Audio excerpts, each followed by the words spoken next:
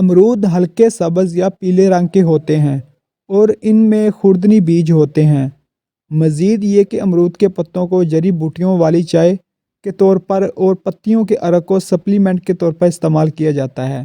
اس کے منفرد ذائقے اور خوشبو کے علاوہ امرود کو صحت کے بے شمار فوائد کی وجہ سے سپر پھلوں میں سے ایک قرار دیا جاتا ہے۔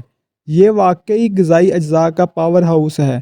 یہ حیرت انگیز طور پر antioxidants, vitamin C, potassium اور فائبر سے بھرپور ہوتے ہیں۔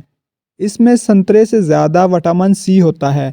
یہاں اس کے چند فوائد درج ذیل ہیں۔ حمل کے دوران مدد کرتا ہے۔